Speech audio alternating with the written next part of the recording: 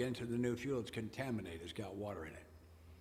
And at our altitude, the temperature is minus 30. They don't call it water at minus 30. They call it ice. And it clogs the fuel lines. The jet engines about so big around do not respond real well to fuel starvation. We come down into warmer air. We haven't had one stuck up there yet, but they'll come down. We come down into the warmer air, and I can run the engines down here, but I can't make Honolulu at this altitude, and it's already closer to Guam than it is to go back. A jet engine is more efficient at higher altitude.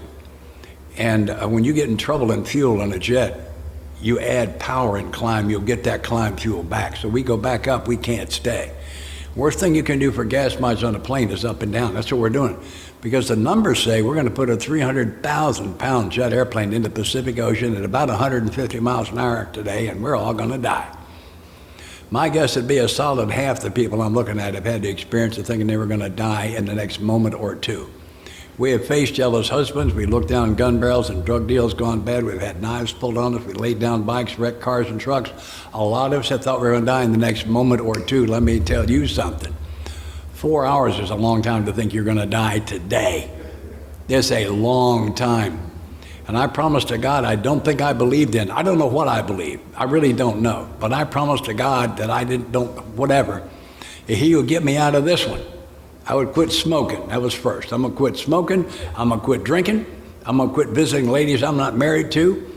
I'm going back to church, the early service.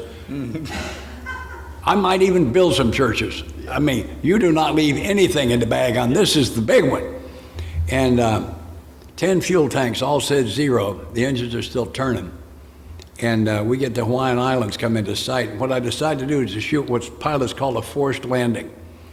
If I can make what we call high station for a forced landing, I can at least crash on dry land so our bodies would be sent home for burial. That's a conversation in that cockpit. We turned finally at Hickam at 9,000 feet. If they'd all quit then, I'd have made dry land. It wouldn't have been pretty, but I'd have made it. We landed on the end of that runway and taxied in and shut them down. And they dipped our fuel tanks like you dip your crankcase to see how much oil you got.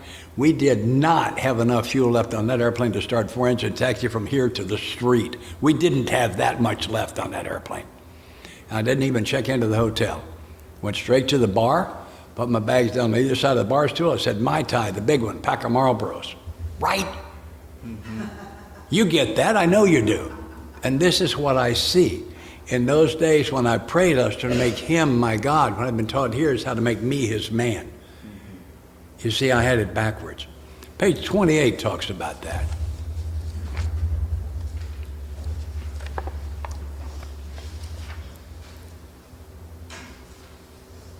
The distinguished American psychologist William James, in his book Varieties of the Religious Experience, indicates a multitude of ways in which men have discovered God. I have tried to read that book twice. I'm a college graduate. I will not use a dictionary enough to read that book. I do not know what he was speaking.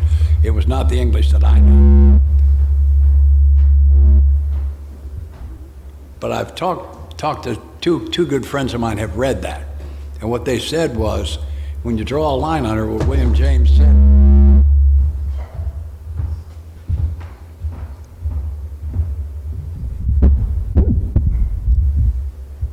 was that what William James said was that nobody ever went looking for God in the middle of a long winning streak. It was when their pants were on fire. But anyway, continuing. We have no desire to convince anyone that there's only one way by which faith can be acquired. If we learned what we've learned and felt and seen means anything at all, it means that we are, all of us, whatever our race, creed, or color, are the children of the living Creator, with whom we may form a relationship upon simple and understanding terms as soon as we are willing and honest enough to try. Willing and simple and understandable terms.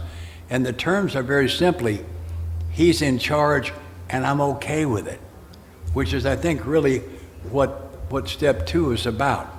It's about, I'm okay with God being in charge. Page 12. I'll tell you a little story.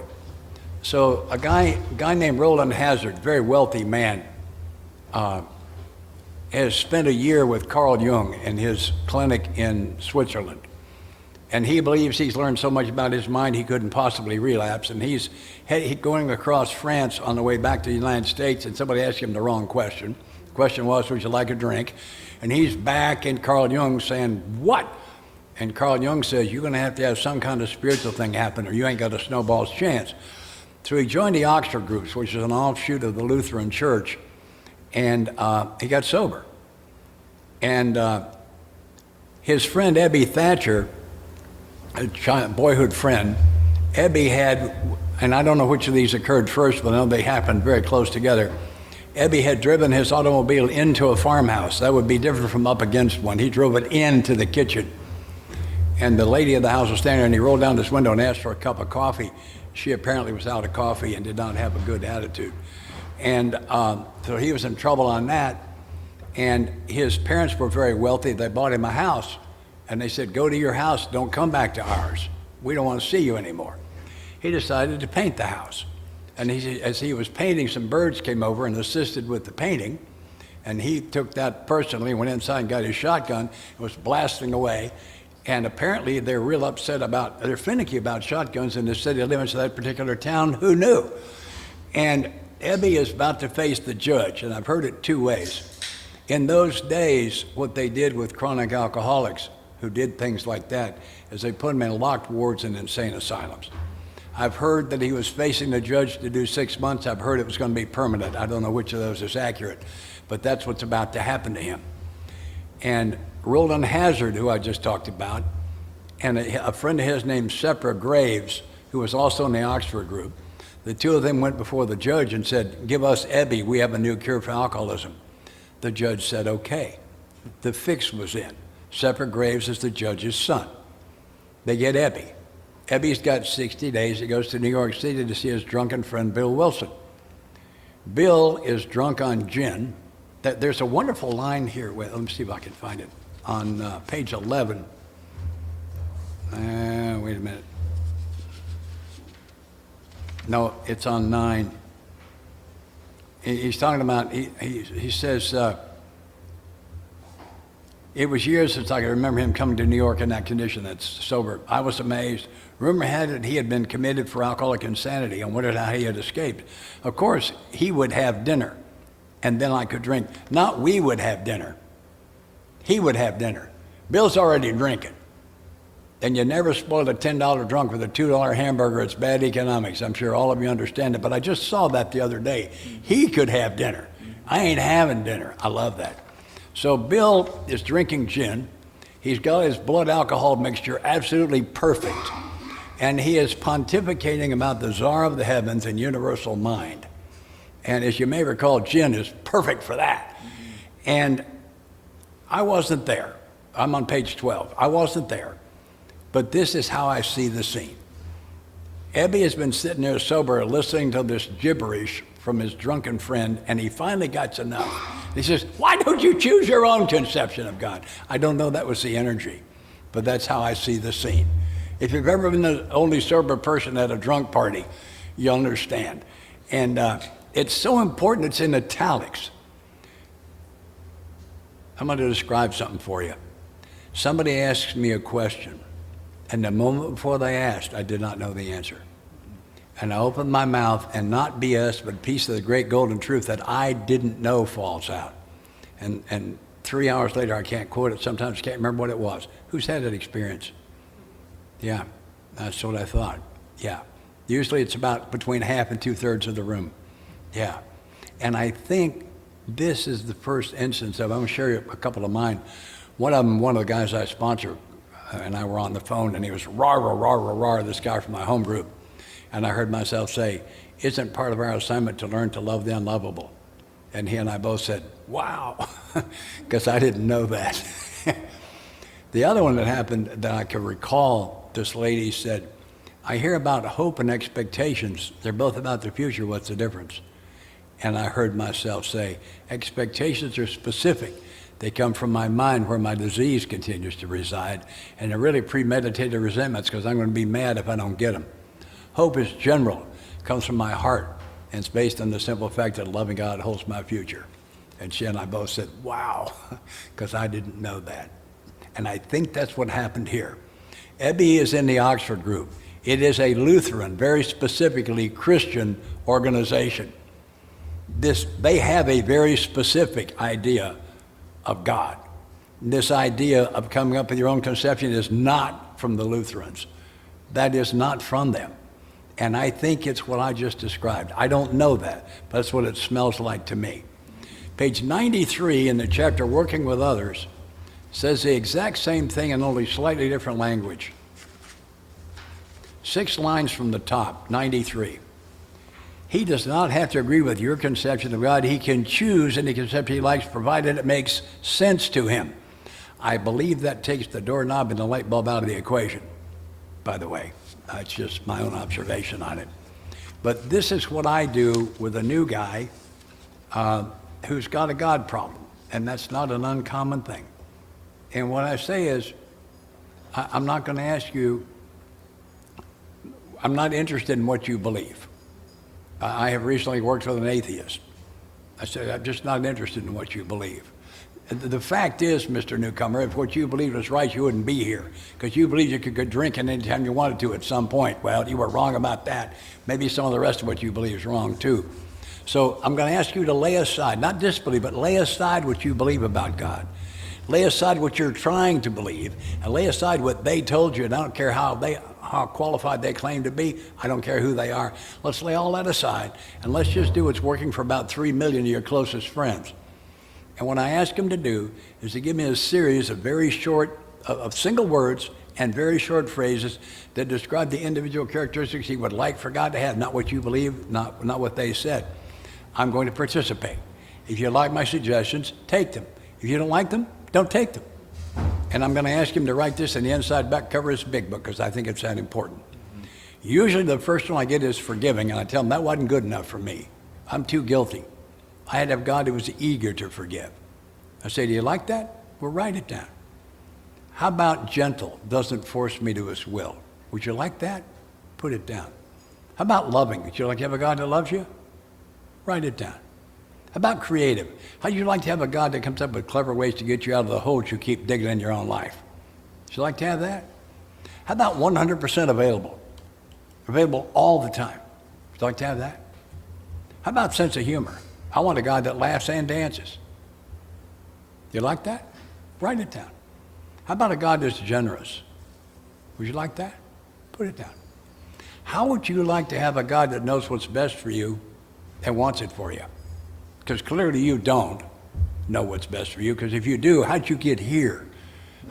No offense, I'm here too. Okay?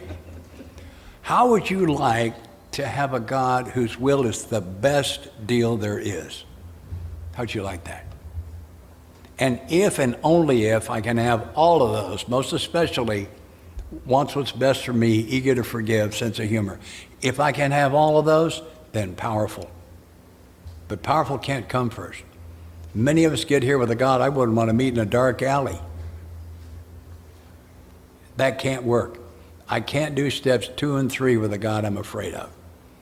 And then what I say to him is, here comes the fun part. I'm not going to ask you to believe this. You can't. You can't. Faith is just hope with a track record. You can hope this is true, but you can't have faith and you can't believe it. For me, it's the difference between spirituality and religion. Religion says, believe this. Some say, believe this or go to hell. Believe this. Spirituality says, these are the actions we took, and we think if you take them, you'll like the result. It's the difference between believe and do. And we're just going to suggest that you put this on the road.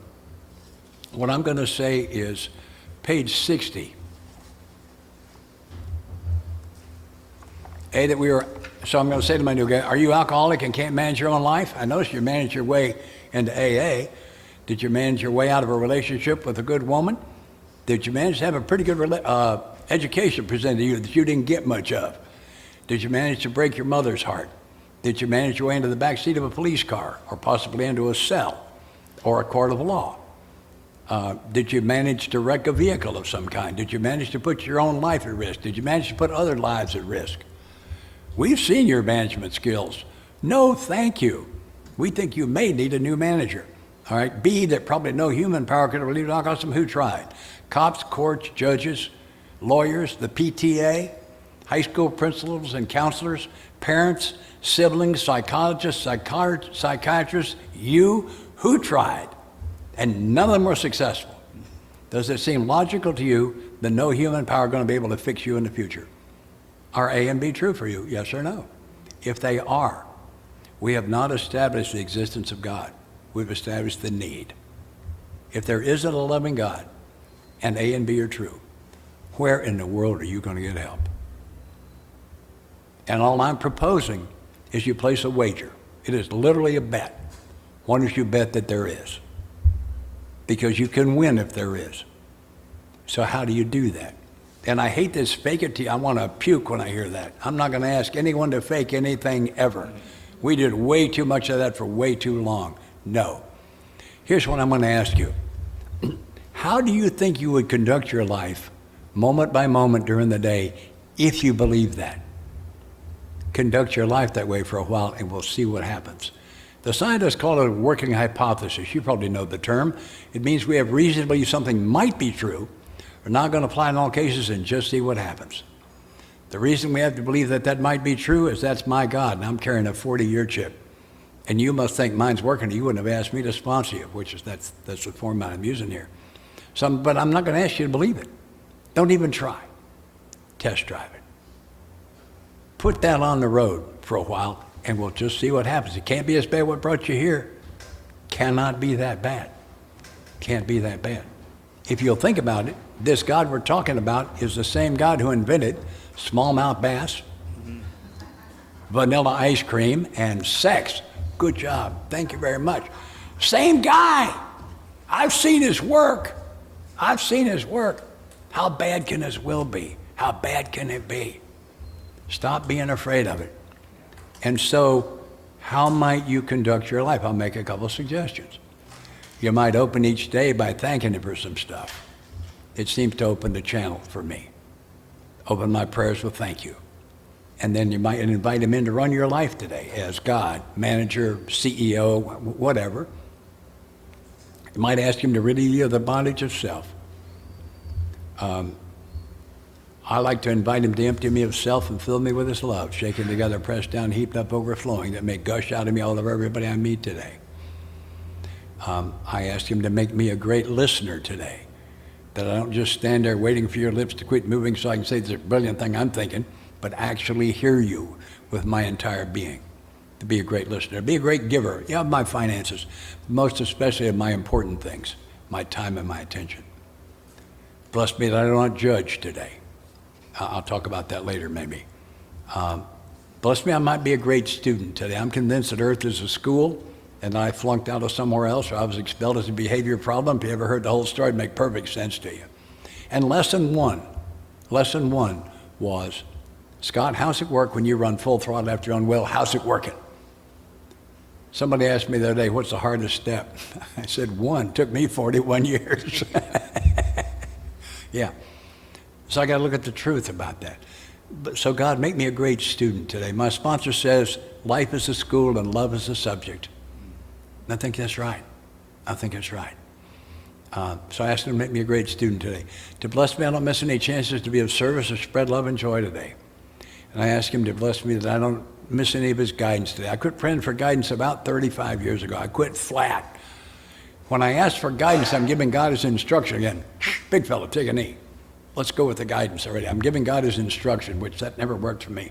Did you ever try to train God? Mm-hmm. It's not I know he moves slow, he's old, but it's not easy to train him. And so I had to quit trying. And the other thing about the guidance is it occurred to me that a loving God is sending that guidance every day as a free and clear gift. I was asking for it, it had already been sent. So I asked that I would be open to his guidance today. And I send love to all the places I'm going today, and I can start my day. So if I'm going to invite God into my day, Don Pritz is misquoted. People said he said that God's a gentleman. He never said that. He said he learned to treat God like a gentleman. Gentlemen don't go where they're not invited, and they don't stay where they're not made welcome. So we've invited him into this, and James and I will be conducting ourselves in a manner we believe will make him welcome. For me, that meant I had to clean up my language. I was an Air Force pilot. I was proud of my profanity. I used to go down to the docks and repulse the stevedores just for practice. And I mean, and that was a massive change for me. But I don't think I can carry a spiritual message in a bucket of sewage. I'm not saying you can't, I'm saying I can't. I'm not telling you what to do. For me, that was necessary for me to clean up my language. I'll tell you another one. If you hadn't figured it out yet, I'm what they call a type A personality. I am going somewhere. I get in that car, I am going somewhere. And put your blinker on near me in traffic, I will let you in every time. It's a spiritual experience for me every time I slow down, let you in. Because that's what I think he wants me to do. I look for chances to spread love and joy. I think so you might conduct yourself that way for a while, and then talk to him at night about how the day went. Follow the directions on page 86 and 87. We'll just test drive for a while and just see what happens. And I have seen that cut through atheism, agnosticism. I've seen it cut through somebody that had a religion that with a God that was too scary for them. I've seen it cut through I don't know and I don't care. I've seen it cut through all of that. Don Pritz used to say, God will reveal himself to me as I reveal myself to me. And I think that's right. I think that's exactly right. And that's in large measure what this whole thing is about. And I ask him to read those God concepts last thing at night, just before you turn out the light, and first thing in the morning for the next 30 days. And I tell him, you can change that list anytime you want to, but you have to tell me. You got to sell it to me. I'm glad to hear it, but you got to tell me if you change it. You can delete, and I've seen power come out of that. It's just been astonishing. James? Thank you, Scott. I'd like to add one thing to Scott. That was a wonderful list of what God is, but one other thing that I have on mine is not one time ever does God ever answer to James. I'm not God. And that I put that on my list because there's really only two things going on here in my life. Either I'm running the show or I'm following what I believe is God. I made that list that Scott has when I was brand new, and I also made another list to go with that. And it was my old ideas of God. In how it works, it says some of us held on to the old ideas, and the result was new until we let go absolutely. And in my experience, is I don't necessarily know I have old ideas until I really look at them. I just react off of them without knowing. You know what I mean? It's magical how I operate. And on page 2 of Bill's story, and this is where I come from with this, is he says, I commenced to forge a weapon, or the weapon, that one day would turn in its flight like a boomerang and cut me all to ribbons. What do you think we're talking about here? For me, I believe he's talking about ego, right? Because before that, it says out of alloy of drink and speculation. So it's not the drink, it's the ego, right? And so this I'm God has taken over, and I run into there, and I had these old ideas of God, and I kind of on page 11, I like what's wrote it on the top of page 11. It says, to Christ I conceded the certainty of a great man, not too closely followed by those who claimed him. And I knowed a lot had claimed him. And so I agreed with that, and that's where I was at. And it's not, I wasn't taught these things that I had, these old ideas that I had. No one taught me that. I just magically pick them up because I'm special like that. I'm gifted. It's one of my gifts. I can take something you say, twist it, turn it, and it's just one of my spiritual gifts. And it's true, you know what I mean? And I say it long enough. And I'll give you an example of that. One time me and my wife we're on our way on a trip, and she's talking about we should go to Destin, Florida. And she goes to talking and explaining Destin, Florida. And I mean, I'm sitting there and I'm driving and she's explaining it, and I'm sold. You know, I was like, we got to go there. Have you been? She says, no, you told me all about it when you went. And I'm driving a little farther, and this is in sobriety.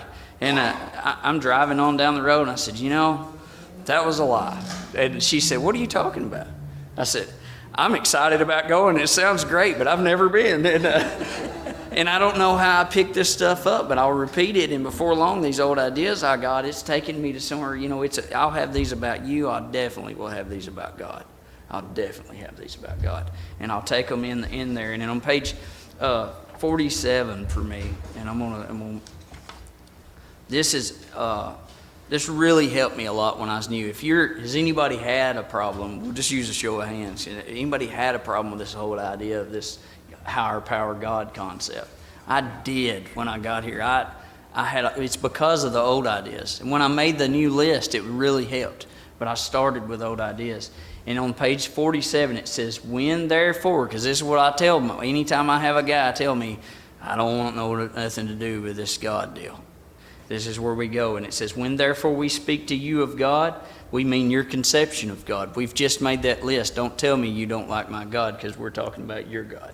And we're not asking you to talk about mine. That's a lot of freedom in that for me. There was a lot of freedom in that for me, because I thought if you shared in a meeting about God, I had to believe your God. And there's a lot of freedom in that for me. It says this applies too to other spiritual expressions that you would find in this book. And it says, please do not let any prejudice you have against spiritual terms deter you from honestly asking yourself, what do they mean to you? Right? And so when I think of this idea of this prejudice, when in this situation or any situation, what I believe that is an obstacle of God's grace. Anything that'll stand between me and God, whether it be an old idea or whatever it may be, this prejudice I may have, it's just an obstacle standing in the way of the power that God's trying to get to me, right? I've been plugging into things my whole life trying to find power. My favorite was her and others, the drink, so whatever it is. But anything, these old ideas that I got will keep me from that. On page 60 there, after the ABCs that Scott talked about, it says being convinced, where we're at step 3, being convinced. And then they use some wording in the step 3 that's confusing to me, because I'm just a country boy from the Middle Tennessee, and some of this stuff's foreign to me, like spiritual awakening, But on the step where it says we made a decision to turn our will and our life over to God as we understood Him. We just already have the understanding, because they've caught me in that in 2. We just made the list. We've got an understanding of God and mind. But what does it mean to turn one's will and life? What about our thoughts and our actions? That makes more sense to me. My will is my thoughts, what I believe in, those stuff, the ideas, emotions, the stuff that comes with me, my thought. What is it? I can understand that better, to turn my thoughts and my actions over to God. And now I'm going to tell you what that looks like for me, but it's easier for me to think about that. I turn in my will and my life, like it's kind of like spiritual awakening. But I'll tell you, I'll describe real quick a spiritual awakening. My first one I ever had, it looks just like on page 27, and it was my first encounter with Coors Light. It did this for me.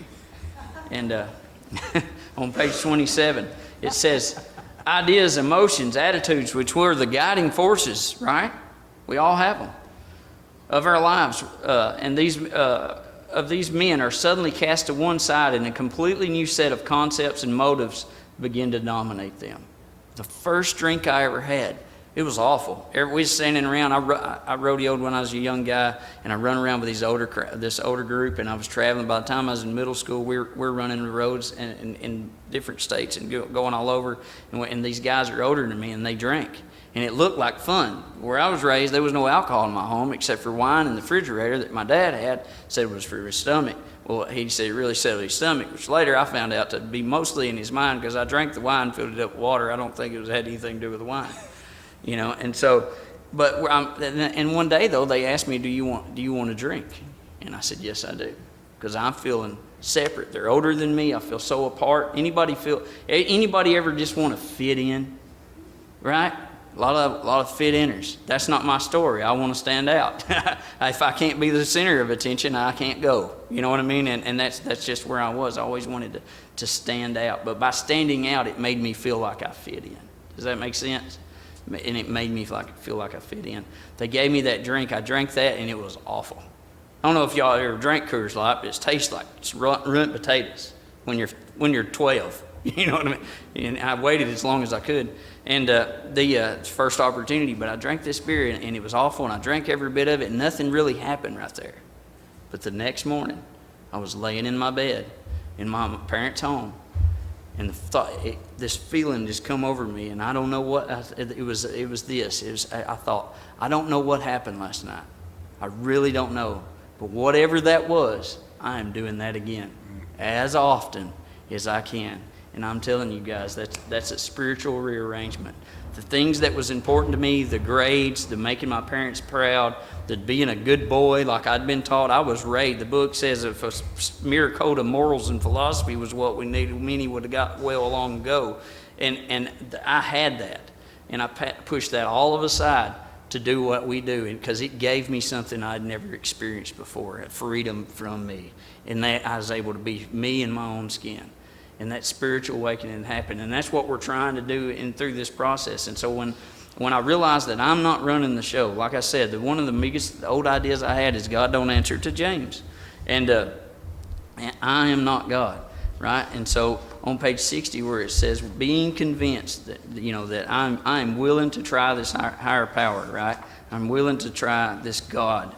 It says the first requirement is that being convinced that any life run on self-will can hardly be success. And so I like to look back through at that point, and I ask the guys I sponsor, like, obviously it's not a success if I know you, you know what I mean? If we're sitting right here, you've had some not success, or we wouldn't be sitting right here, some failures, right? But my sponsor says this. The first time I ever met him, he walked in, there was a group of us sitting in a group just kind of like this, and he said, this is the best looking group of dead people I've seen all day. Made me mad. I was like, who is this guy? And and as like Scott said, if we think back through our lives, the decisions I've made, I should not be here right now. I should not be here. And I can promise you that I can admit today that there's something going on way bigger than me for me to sit here. Way bigger than me, that loved me and kept me alive when I was unlovable, right? And so thank God for that. And so when this self-will can hardly be a success, I look back through my life and I look how I ran it in the show. And I'll tell you, I'm gonna let you in on a secret today. And I know it's been taped, but the first thing I ever wrote, y'all was right for what y'all write this morning. The first thing I ever wrote in my big book, I've actually got it in this book right here, was it goes into talking about this actor running the show. Talks about the actor running the show. And it says, each person is like an actor who wants to run the whole show, is forever trying to arrange the lights, the ballet, the scenery, and the rest of the players in his own way.